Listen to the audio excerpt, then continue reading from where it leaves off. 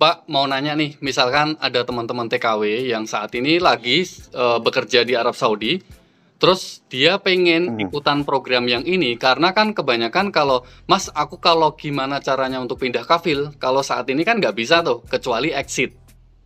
Betul Nah, berarti betul. ini juga termasuk solusi nih buat teman-teman yang pengen pindah kafil, udah minta exit aja, terus ikutan program ini kembali lagi ya? Nah itu solusi yang bagus juga apabila memang mau pindah kafil atau nagafalah, tetap, prosesnya exit aja dulu tapi hati-hati, jangan ngambil cuti nggak kembali lagi, "Ah saya Oke. kasih exit nih, saya Hmm. pura-pura aja nih pulang." Mhm. Itu bahaya besar, karena itu tetap, apa, sama aja dengan dia masuk ke yang pernah ilegal atau masuk tarhil gitu, karena nanti di Mmm. basma itu akan langsung X merah, gitu. Oke oke oke. Tetap usahakan exit aja atau huruf HI, Mhm mhm. begitu. Jangan spekulasi, "Ah ngambil cuti saya kembali lagi," jangan, karena itu lumayan, gitu. Memakan proses lama itu bisa-bisa nggak bisa kembali lagi selamanya, begitu. Oh iya sih.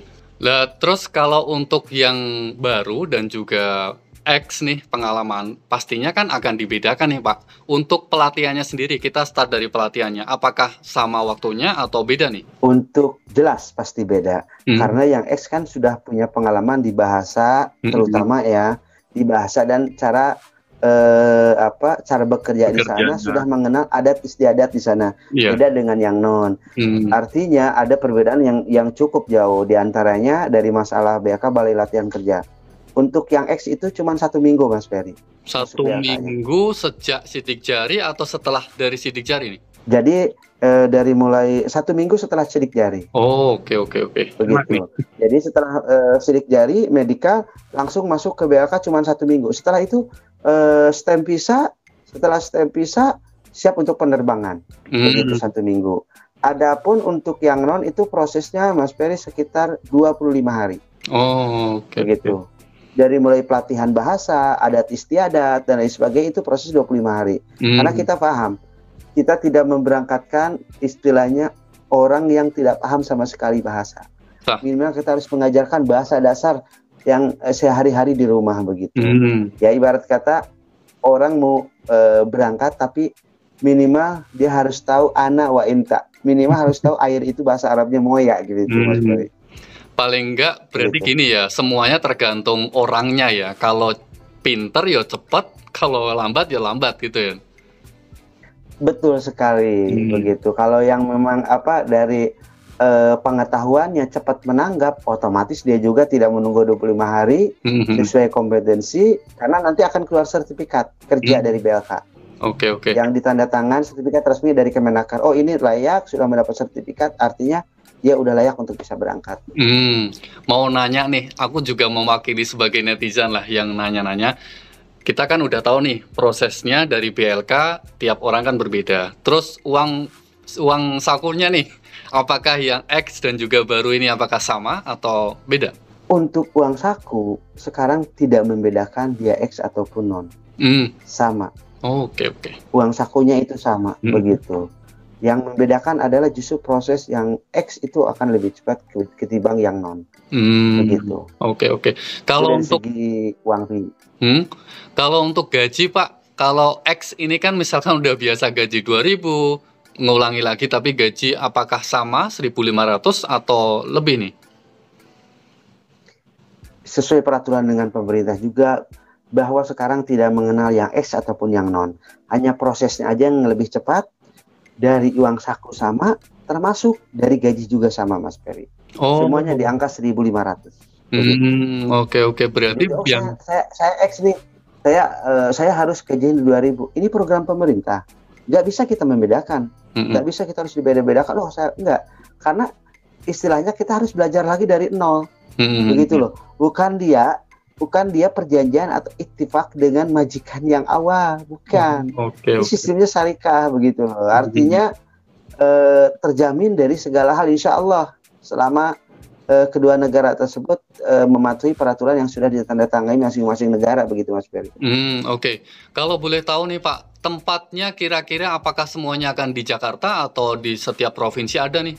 Nah, untuk tempatnya itu di semua daerah, bukan provinsi saja. Oke. Contoh, Saya ada di Kabupaten Cianjur. Oke. Artinya sekarang itu prosesnya itu bisa dari Kabupaten Cianjur nanti ke Jakarta itu hanya proses untuk sidik jari sama medikal. Oke. Begitu. Adapun nanti medikal BLK-nya itu di daerah yang terdekat. Oh. Bisa. Kalau misalkan di Jawa Tengah, ya ada medikal itu ada BLK-nya di situ tetap. Begitu. Oke. Dan jadi sekarang masing-masing daerah itu punya kewenangan, punya kapasitas bisa mengelola, tidak harus ke Jakarta.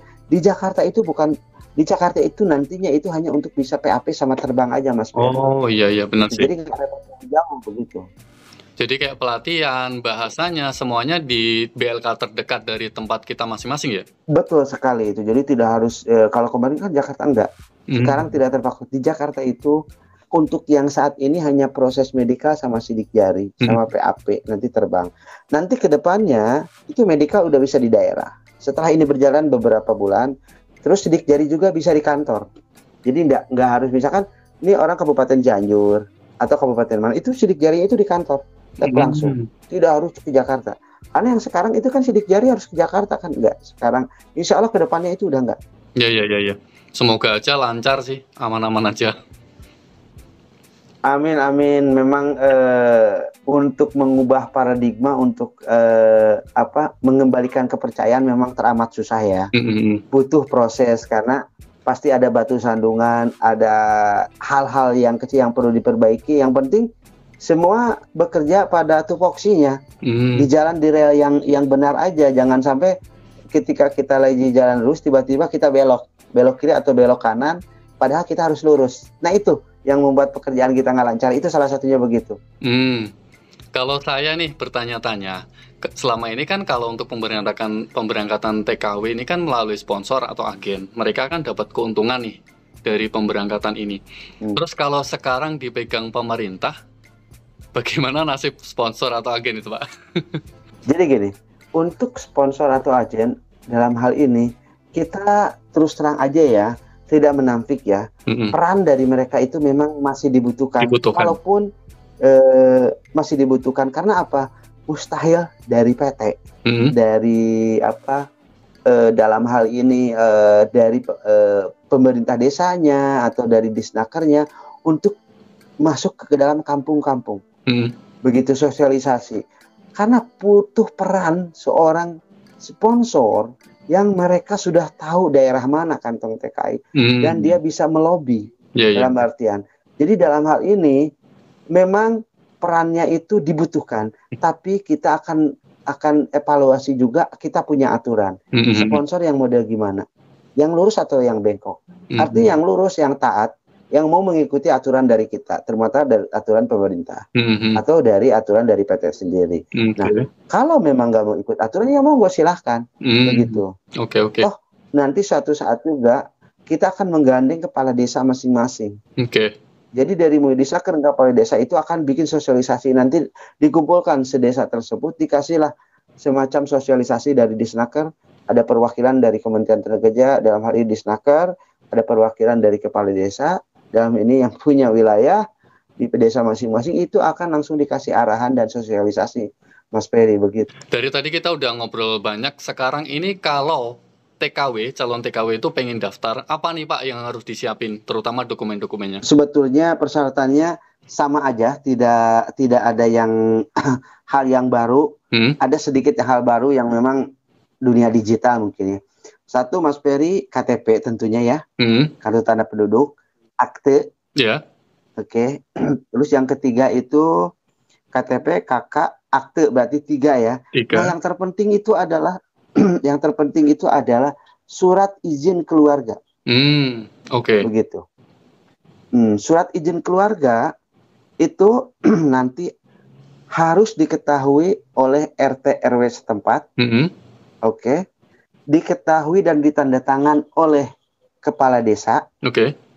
Terus ditandatangan oleh surat izin orang tua atau suami ya, Mas Ferry. Jadi kalau yang single parent ataupun memang belum pernah menikah, itu harus tanda tangan orang tuanya di atas materai 10.000. Oke, begitu. oke. Kalaupun yang sudah berkeluarga, maka harus tanda tangan di atas materai suaminya.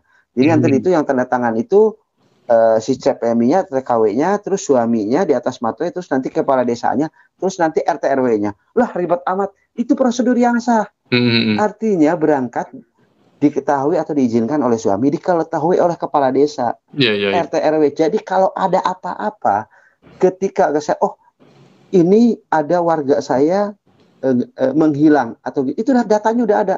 Oh iya, bahwa Pulan bin Pulan ini tanggal sekian itu berangkat dan minta surat izin melalui RT RW diketahui oleh kepala desa atau lurah masing-masing. Hmm. Valid kan? Hmm. Nggak ada yang susah. Ya. Coba kalau tiba-tiba berangkat, RT RW-nya nggak tahu, kepala desa nggak tahu. Ketika nanya kepala desa, nah saya nggak tahu.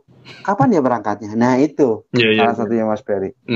Kalau saya baca-baca itu kayaknya harus daftar di aplikasi Siap Kerja gitu. Itu apa, Pak? Coba dijelasin, Pak. Baik, Mas Ferry, itu memang, nah yang saya bilang, itu salah satu kelebihan Hmm. yang sekarang ada namanya aplikasi Siap Kerja. Oke. Jadi nanti setelah dokumen lengkap semua, maka kita input kewajiban dari saya, ataupun nanti PMI-nya kalau nggak bisa, nanti kita bantu. Hmm. Itu di-input data sesuai KTP, kakak akte, namanya, tanggal lahir, alamat, dan lain sebagainya. Hmm. Oke. Itu di-input data semua sampai valid keluar di aplikasi Siap Kerja. Oke. Jadi apa sih kelebihan aplikasi Siap Kerja itu bahwa si CPMI atau si TKW tersebut memang benar-benar membutuhkan pekerjaan. Ketika sudah diinput di situ itu ada negara tujuan. Oke, oke. Kemana mau berangkat luar negeri, di situ ada Saudi Arabia. Ketika diinput Saudi Arabia, namanya misalkan Pulan bin Pulan, Hmm. sudah daftar dan negara tujuan Saudi Arabia melalui PT ini, alamatnya di sana, itu sudah terintegrasi dan keluarlah barcode. Namanya ID Siap Kerja. Oke, oke. Karena nanti di HP masing-masing itu saya akan downloadkan.